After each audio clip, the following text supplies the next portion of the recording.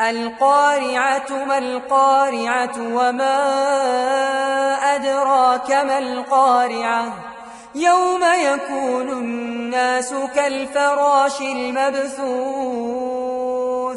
وتكون الجبال كالعهن المنفوش فأما من ثقلت موازينه فهو في عيشة راضية وأما من خفت موازينه فأمه هاوية وما أدراك ما هي